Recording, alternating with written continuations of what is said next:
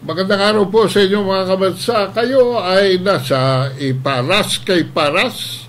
At ito inyong lingkodado paglilawan na nagbubungad para sa pagbati ng ating sekretary. Magandang hapon naman po.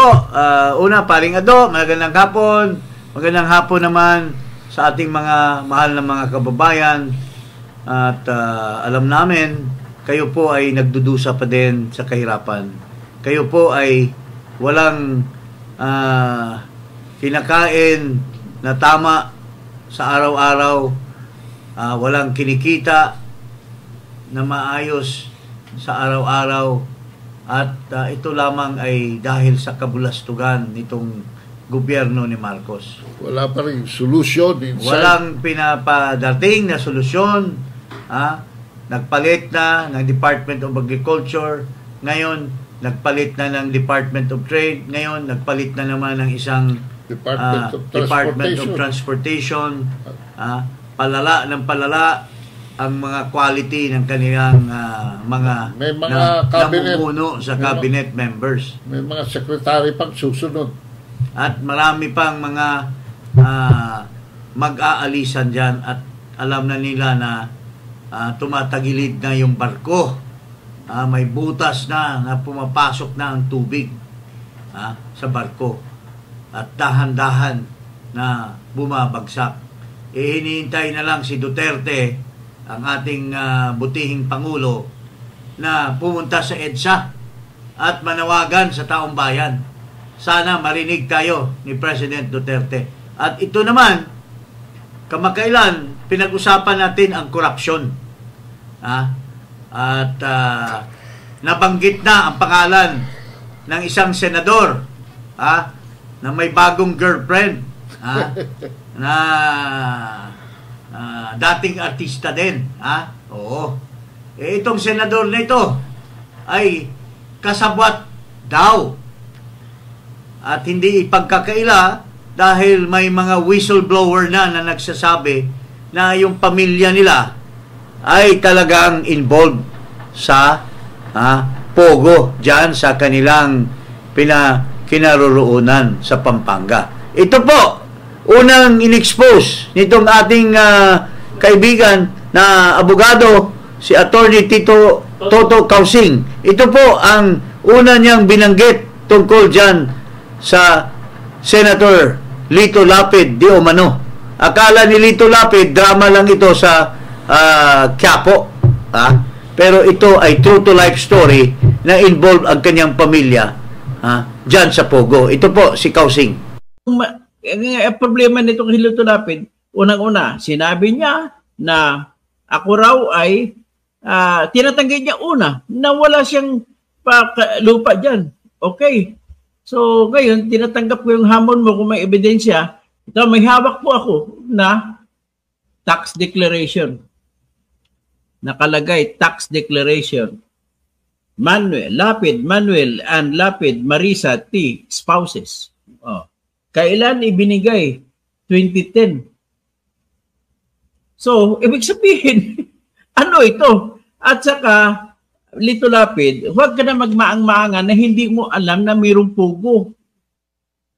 Nakakaano ka, nakakasal. Tapos, kikwento ka yung engineer doon, kilalang-kilala mo, yung si Mayor, kilalang-kilala mo, bakit sasabihin mo yung pogo ay hindi mo alam? Okay, Mr.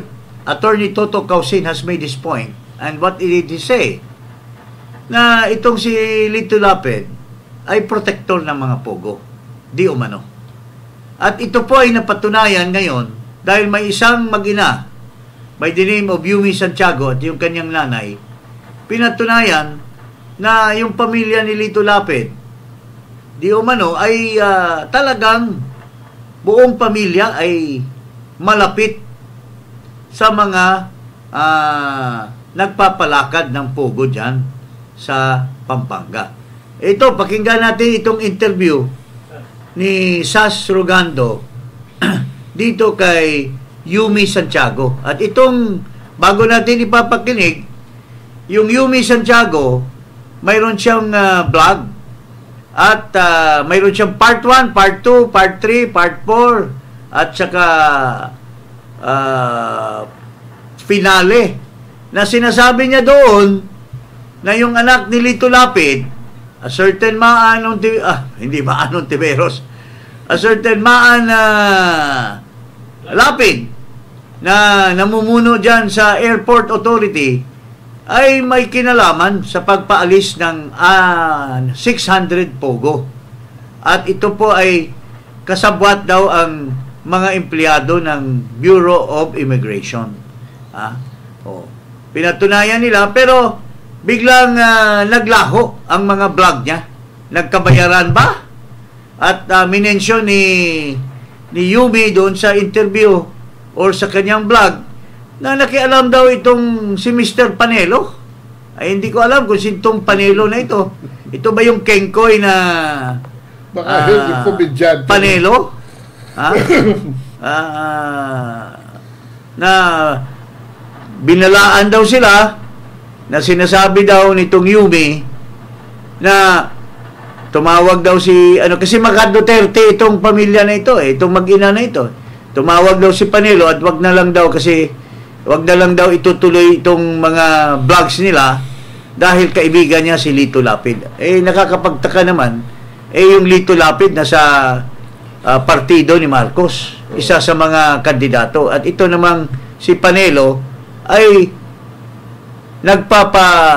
nagpapakita na loyal daw siya kay Duterte. So, bakit mo puprotektahan ang isang kalaban? Iyon ang tanong.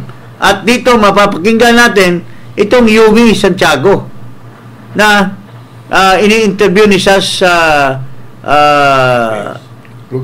Rogando na sinasabi niya na nakita niya yung Maan ay may kinalaman doon sa mga umalis na mga Chinese na 600 at binabilisan ang pag-alis, mayroong pera involved dito. Okay, pakinggan natin itong interview ni Sas Rogando. May sinabi ka dyan na pinatakas. Sinong unang sinabi mo? May mga pinatakas na pogo. Okay? At ang nilink mo ay isang nagngangalang Maan. Tanong ng karamihan ngayon sa atin, Yumi, sino si Maan at kaano-ano mo siya? Si Maan is anak siya ng senador at isa siya ang mismong head ng airport ng Clark. Siya mismo ang head ng airport. And then naging kaibigan ko siya for how many years? Si Maan ba ay si Maan Lapid na head of B.I. Clark International Airport? Yes, siya. Ngayon, so si Maan Lapid, ito ba ang sinasabi mong anak ng senador? Oo, siya. Sinong senador ang tatay niya? Hindi ko alam. Si Senator Lito Lapid. Okay. So, ang Maan Lapid na pasabog ng taon ay si Maan Lapid na anak ni Senator Lito Lapid. Yumi Santiago, sinabi mo na si Maan ang may responsibilidad na magpatakas ng mga pogo. Tama ba o hindi? Yes, siya. Siya. Ngayon, ang tanong ng bayan, papaano mo nasabi na siya ang may kagagawan nito? Nakita ko mismo yung, all in all, kumbaga, nakita ko na mismo yung manifesto na nakapangalan kay Senator Risa Hontiveros. Sabi mo kasi, nakita mo ang manifesto. Anong ibig sabihin ng manifesto? It's direct report yon ng total na, para siyang incident report na nangyari. Tapos, ipinasa siya directly doon sa taong concerned para magkaroon ng investigation, proper investigation. Ganun okay. Siya. So, ito, manifesto ito ng Bureau of Immigration. Anong nakalagay sa manifesto? Ang nakalagay doon is total of 3 aircraft. Tapos, 3 aircraft, and then majority is Taiwanese. Actually, hindi siya pinatakas. It's arrival. Arrival siya. Arrival na pinarush yung pagtatak ng visa. Tapos, walang investigation. As in, sinabihan lang yung mga nasa IO na papasok na lahat yan. So, kaya nag-OT sila. And then, binigay lang is, syempre may mga binigay na, alam mo, under the table na pera. Hindi nasiyahan yung mga tao. Okay, wait Ito ang klaro. Yung pinatakas is pinapasok. Ibig sabihin, pinapusli papasok. Papasok, oo. Kailan ito nangyaring pinapasok? That was last year. I don't know if September or October. Mga ganun eh. Naglalaro kasi siya dun eh. I can't remember. Pero, kasagsagan siya ni Ng Alice. hearing. Ng hearing ni Alice Go. So, ito ay mga Taiwanese na pinapasok ng bonggang-bongga. Ilang mga aircraft ito? 3 aircraft sa sa Taiwanese. Ngayon, sinong nagpakita sa iyo ng manifesto? Taga-BI. Taga-BI. Pwede mo bang pangalanan ang taga-Bureau of Immigration na yan? Wag na. Di ba wag na?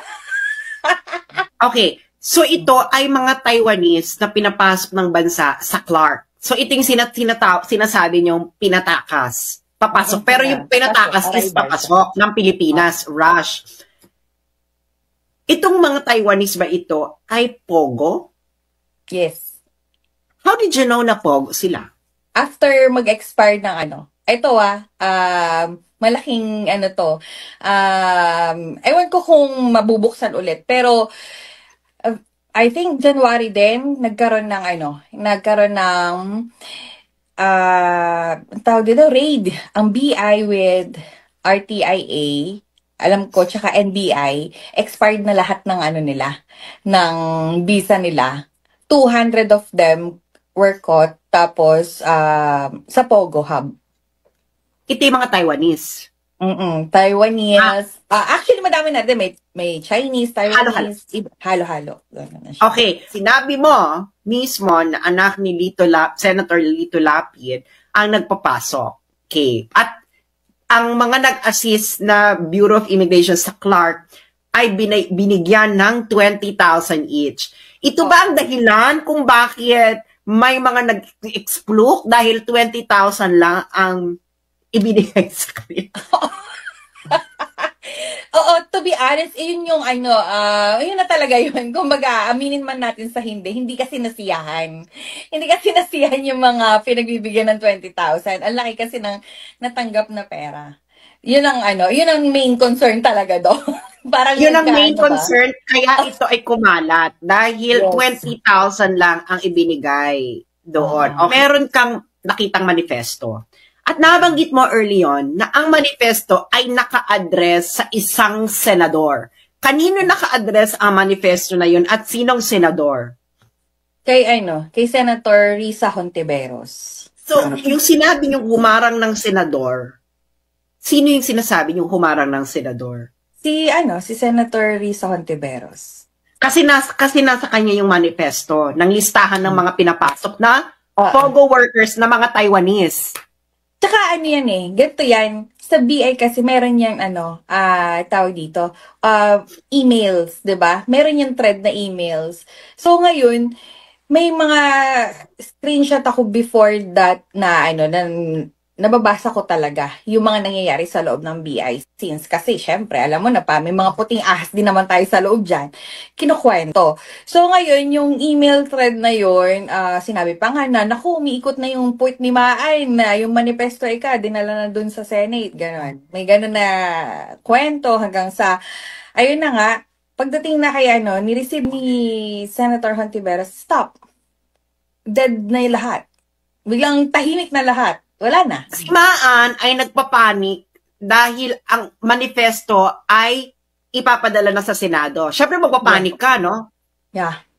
Pero, napunta ang manifesto kay Senator Risa Hontiveros. Yeah. Hindi na nagpanik si Maan. Hindi na. Wala na. So, biglang, na siya, nabansagan na siya na untouchable. sa Clark. Ngayon, pagdating sa mesa ni Senador Risa Ontiveros, ang manifesto ng mga Taiwanese na Pogo, majority na Taiwanese na Pogo workers, stop ang investigation. Wala nang chika. Wala na. So ngayon, dahil si Senator Risa Ontiveros ang huling nakatanggap ng manifesto, anong ibig sabihin nito? Siya nagpapigil na. Ilang naman ang ano. Alam mo yung parang simpleng maritesan lang sa opisina. Ang sinasabi, ala na, na-hold na, ala na, may humarang na, ganun. Wala na. Sandali. Kasi, baka naman si Senator Lito Lapid, or baka naman magkabarkada si Senator Risa Ontiveros sa Senator Lito Lapid. Ako, hindi ko alam yung personal nilang relationship, pero madami nagsabi din, hearsay, na magkaibigan sila. Magkaibigan si Senator Lito Lapid at si Senator Risa Ontiveros. Iyon naman ito para sa katotohanan lang. Ang totoo daw niya, talagang mabait daw si Senator Lito Lapid. So, maaari na si Senator Lito Lapid ay walang kinalaman sa ginagawa ng kanyang anak. Pwedeng gano'n. Kung wala po kayong kinalaman, Senator Lito Lapid, sa Pogo, katulad ng sinasabi ninyo, bakit po ang anak ninyong si Maynard ang kalunch ni Sheila Go na kapatid ni Alice Go? Klarong-klaro na may sabwatan at may mga cover-up. At hindi naman natin pwede ipagkaila dahil talaga yung isang senadora dyan na nagmamalinis parate. Binabira si Kibuloy, binibira yung mga Duterte, pero mayroon palang tinatago na mga kabulastugan.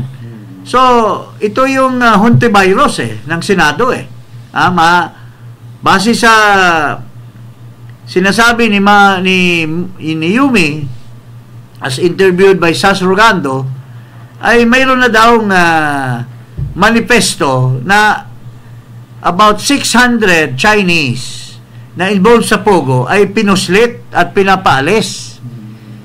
Upon the intercession nung Maan Lapid, na anak ni Lapid, who is the head of the Clark International Airport, kasabwat ang mga some officials of the Bureau of Immigration at nagkakabayaran ng malaki. Pero according to Yumi, kaya sumingaw dahil 20 mil lang bawat isa ang binayad. And she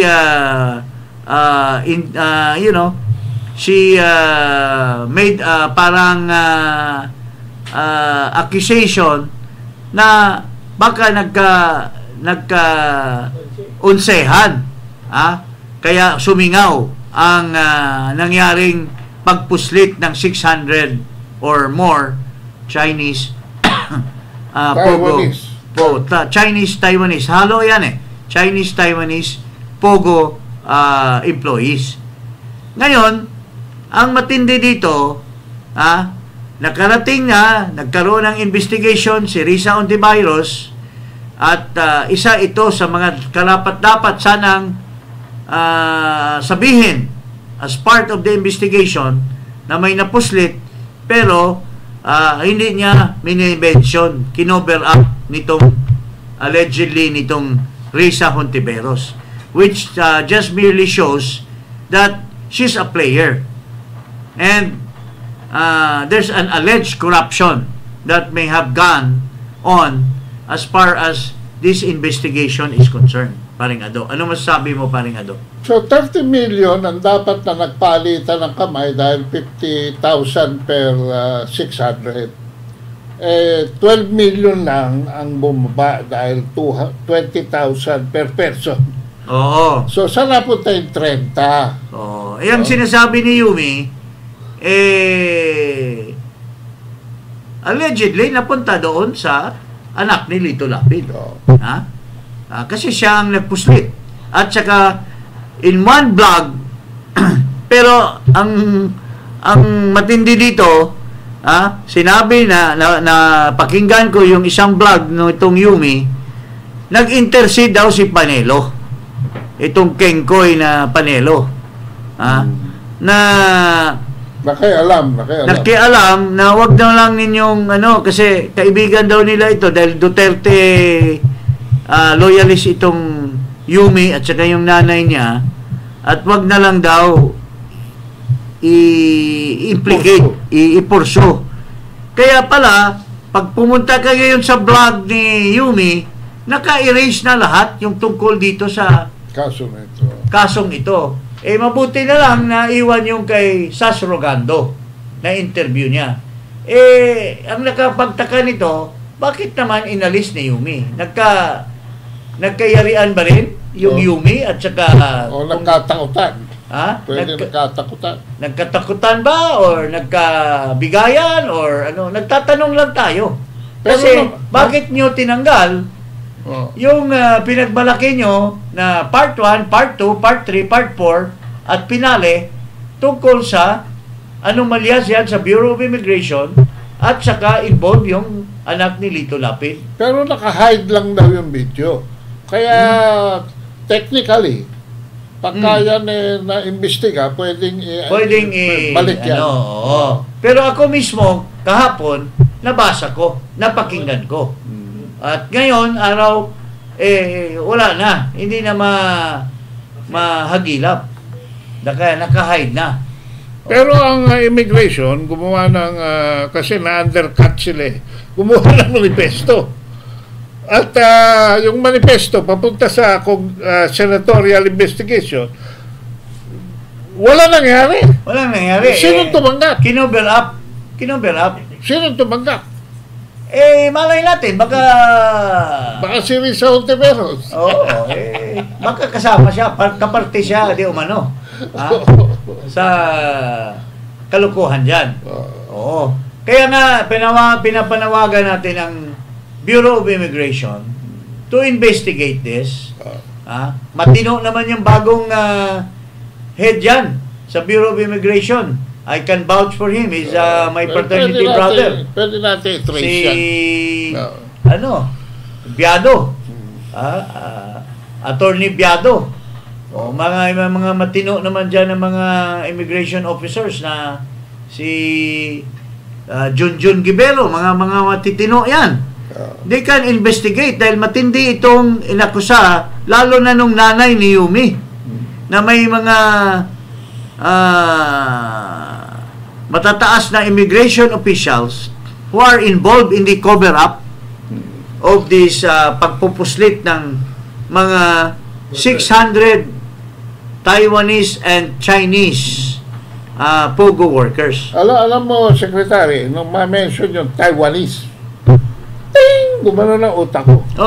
Nung ma-mention yung Risa Hontiveros, ting!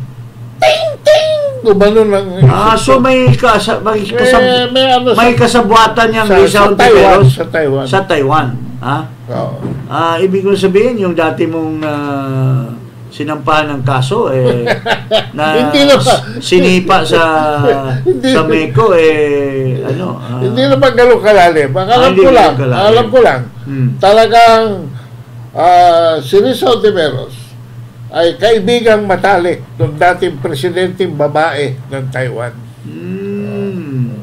Siya ang tao ng Taiwan sa ating senador. Kaya pala galit na galit siya sa kaya Alice China. Tsaka kaya Alice Go. Kaya Alice Go. Bakit nag-lunch si Sheila Go? So, this brings us also not only to Hontiveros, but also to Lito Lapid. Dapat may expose ito dahil he's running again for senator. Correct. At saka yung anak niya, si Maynard. Yung Maynard at saka yung Sheila Go. So, ano bang sinasabi ni Attorney Kausing? Lito Lapid is involved in the POGO operation. Now, nagiging klaro kasi yung anak ni Lito Lapid na Maynard at saka yung Sheila Go na kapatid ni Alice Go ay nag-uusap at magkasabat sa POGO operation. Pero palagi ko malalim Malalim ito. Kasi kung natuloy yung deal nila ni Sheila Go, bakit tinira ni Risa Hontiveros si Alice Go? Baka hindi nagkatuluyan. Hindi nagkaayusan sa pera. Ika nga. Hindi lang ka-areglohan. Hindi nagkareglohan. Pero, tumatakbo itong Lito Lapid. Ay. Nagyayabang na magaling na artista. Nagsyota pa ng isang dating popular din na artista na asawa ng isang yumao na action star. Wow! Ha? Yan. Talagang masaya ang buhay nila. Ha? Masaya, nagtutukaan. Pero, paano naman nangyayari na itong Lito Lapid ay nag-girlfriend ng isang Naging boyfriend. naging widower. Naging widow ng dating sikat na action star when he is married. Alam mo naman. Ano ba yan? Immorality is tolerated in this country? Ganun ba yan? Mahiwaga talaga ang Pilipinas. Oo, mahiwaga. Mahiwaga. Oo. At alam na alam yan ng showbiz na magkaganon na sila noong isang LT. Oo. At tumihingi na naman. Kasi dito sa speech ni hindi natin masyado hiwating kanina dahil kapiraso lang ng speech ni Marcos ang ginamit natin. Meron siyang binimension doon na nang-aabuso ng mga babae sa ticket ni Duterte. Nag-aabuso? Pero hindi naman niya sinasabi na doon sa ticket ni Marcos merong suspected na rapist. Na yung babaeng na-rape nagpakamatay di umano eventually. Pare, magandang chismis yan. Hindi chismis yan. Totoo yan. Can you reveal Sa speech nila Sa speech niya, tinitira niya yung isa na propeta daw na pero nang-aabuso ng babae. Nang-aabuso si Kibuloy. Suspect pa lang yan, Tinitira niya si Kibuloy na paano itong Lito Lapid? May asawa pero ayan.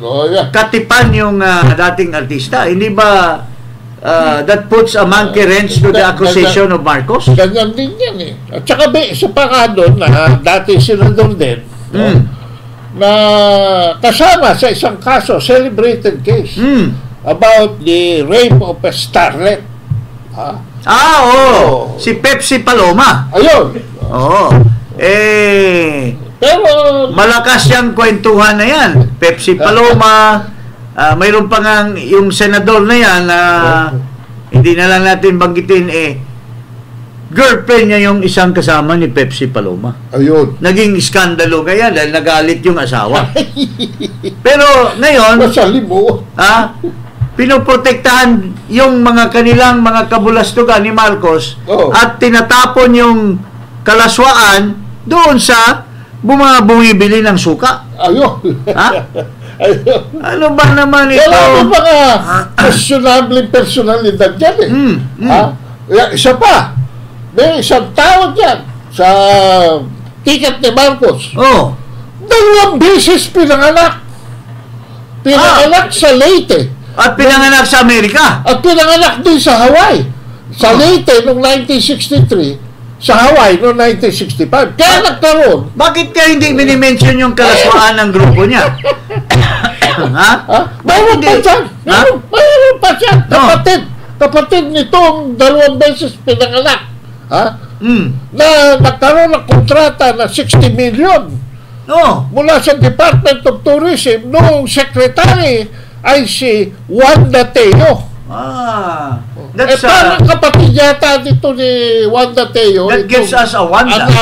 That gives us a wonder. What happened?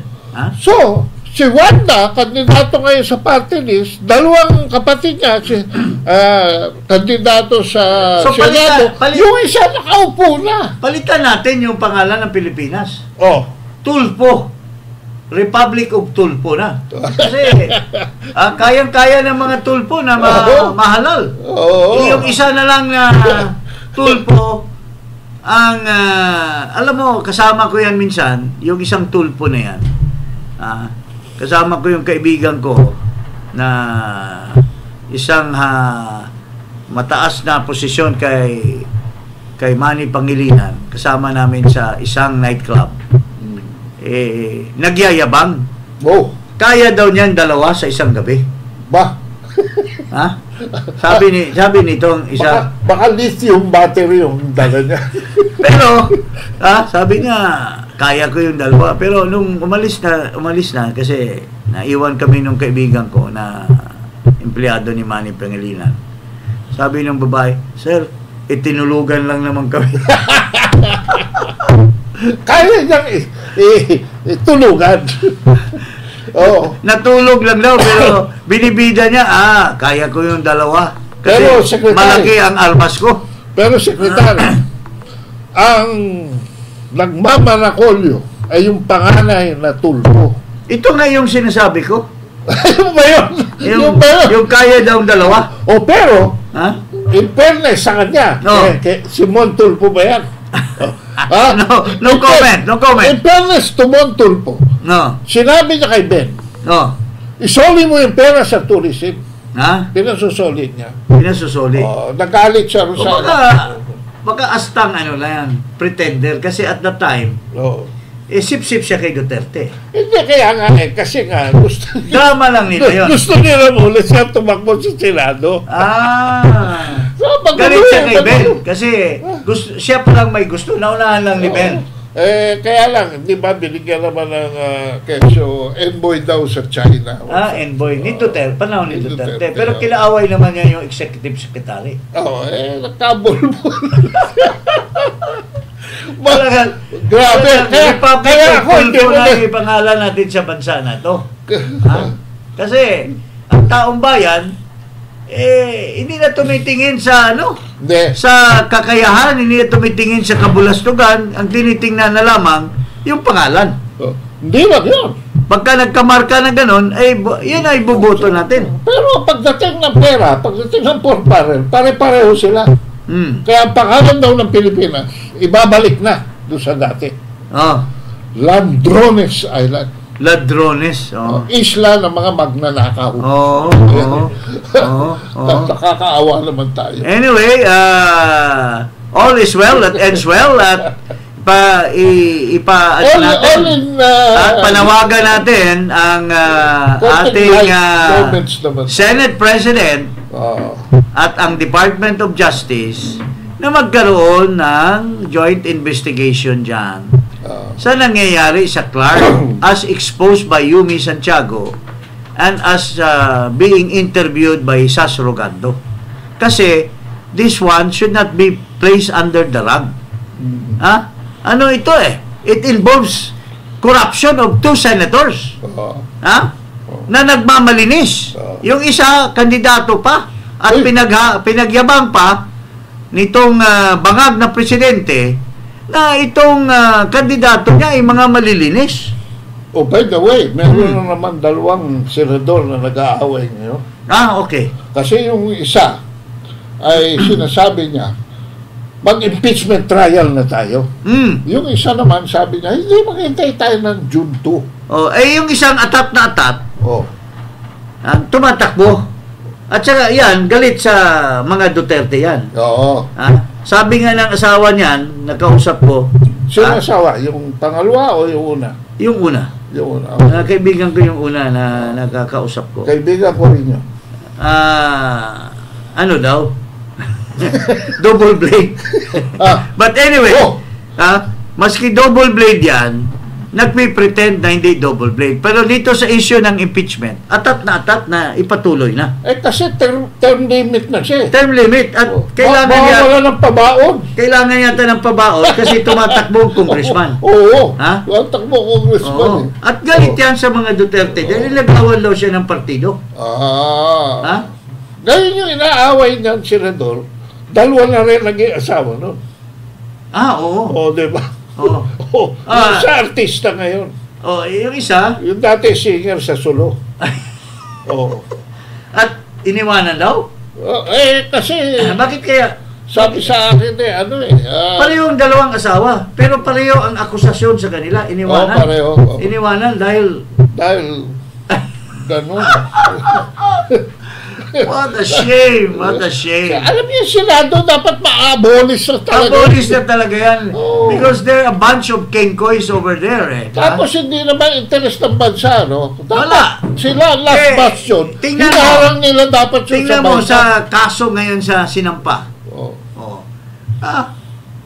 Gusto lang kumita, gagaguhin pa ang taong bayan, lalagyan pa ng blanco yung lalagyan pa ng blanco yung report, bicameral report. Tapos kung harap sa publiko, akala mo kung sinong mga malilinis. Naku, lalo na yung Grace po. Senador din yun, ha? Hindi naman yata Pilipino yan. Ewan ko ba? Pilipino ba yan? Kasama ni Amy Marcos sa Kasi poundling daw Ano ba yung poundling tinulungan lang naman daw yan ni Noynoy Aquino. Kasi parang ang nangyari niya. Poundling. Parang si Alice Go. Poundling. Ang nangyari kasi niya. Hindi malaman. Naalala mo si Rizalito David? Ayan. At saka sino bang nag-file ng ano niyan? Si Tatad. Alam ni Tatad yung kaso na poundling na yan. Ang pinakamatindi dyan, ang Solicitor General, yun ang nakapagpanalo. Ang kalaban, Comelec. Under the law, dapat ang Solicitor General ang nagdepensa sa Comelec. Pero dito baliktad. Inaway ang Comelec. Yun ang nagdepensa kay doon sa senadora. Kay Crespo. Kasi utos daw ni Noynoy. Kasi noong panahon na yun, dalawang kandidato ni Noynoy. Yung babae at saka yung semi-babae. Yun ang sabi, Yun ang sabi. Masalimuot talaga ang Senado. Napakagulo talaga dapat ng Senado. Dapat talaga tanggalin ang Senado. Balik na tayo sa parliamentary. Unicameral. Unicameral na lang. Kasi wala pero in the meantime, kung ang itong pinanawagan nating Duterte, Rudy Duterte, at papakinggan sana niya tayo, dahil loyal naman tayo sa kanila, pumunta ka na sa EDSA, Mr. Rudy Duterte, at pamunuhan mo ang mga tao na nananindigan para sa bansa. Huwag ka nang kumampanya pa, kakampanya ka dyan, wala rin mangyayari, Mr. President Duterte. Kasi, maski manalo ba pa yan, dahil sa kampanya mo, which is doubtful, pag umupo yung mga senador, si Marcos pa rin ang presidente. Business as usual. Aawayin mo pa rin. Kasi, for all you know, bibigyan ka ng chief of police sa Davao City, magka-mayor ka, bibigyan ka ng chief of police na hindi mo gusto. 3,000, ha? Aawayin mo pa rin si Marcos. Pero kung pumunta ka sa EDSA Shrine, naghintay ang mga matitino at mga naninindigan na Pilipino, sumama ka roon, ikaw mamumuno, manawagan ka, maganda ang kinabukasan sa mga Pilipino. May sinulat ako dyan, Sekretary, yung pinadala nila sa Masapano, sa Maguindanao, 73 lang to arrest a confirmed terrorist. Yes. Si Marwan. Pero pinadala nila sa Davao para arrestuin lang si Kibuloy. 3,000. Mr. Marbil, okay ba kayo ni Mary Rose?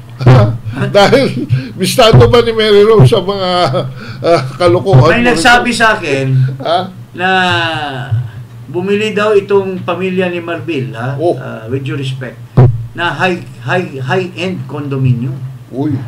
Napakamahal. BGC I will try to get hold of the report. Hindi kaya ba? Marami ng pambili. Baka naman nagbenta ng lupa. Hindi naman siguro mandurugas ito. Hindi, ang worry ko lang dyan, baka mapabayaan naman nila si Torre. Magmarakulyo si Torre. Oo nga.